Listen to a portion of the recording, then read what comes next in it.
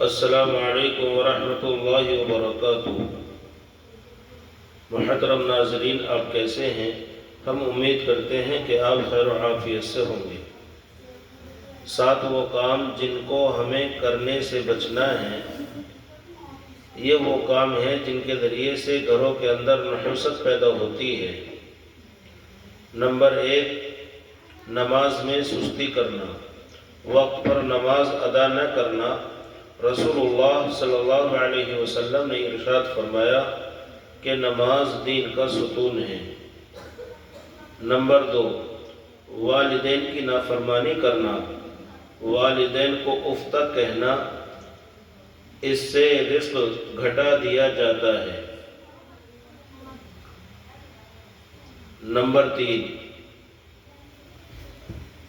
غیبت اور جھوٹ بولنا، اس کے ذریعے سے بھی روزی گھٹا دی جاتی ہے۔ نمبر 4، قطع تعلقی کرنا۔ رسول اللہ صلی اللہ علیہ وسلم کا فرمان ہے، جو تم سے ناتا توڑے تم اس سے جوڑو۔ اسلام صلہ رحمی کرنے کا حکم دیتا ہے۔ نمبر 5، سود اور حرام مال سے اپنے کو بچانا۔ حرام مال کتنا ہی ہو، وہ سب بے برکت ہوتا ہے، اس کے اندر برکت نہیں ہوتی ہے۔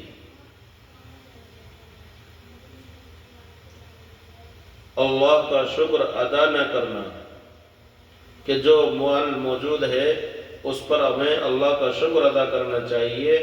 ناشکری سے بھی بے برکتی پیدا ہوتی ہے اور نحوست پیدا ہوتی ہے۔ نمبر 7، گھروں کے اندر صفائی کا خیال رکھنا۔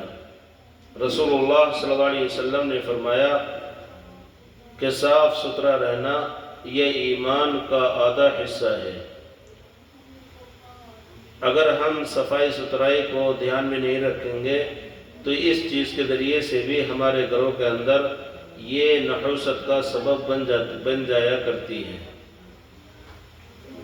ہمیں چاہیے کہ ہم سب اپنی زندگی کو اسلام کے حدود میں رہ کر کے گزاریں۔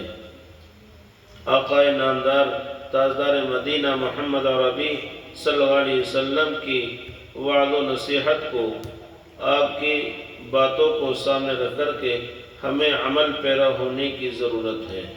اللہ تعالی ہم سبھی کو عمل کی توفیق نصیب فرمائے، آمین یا رب العالمین۔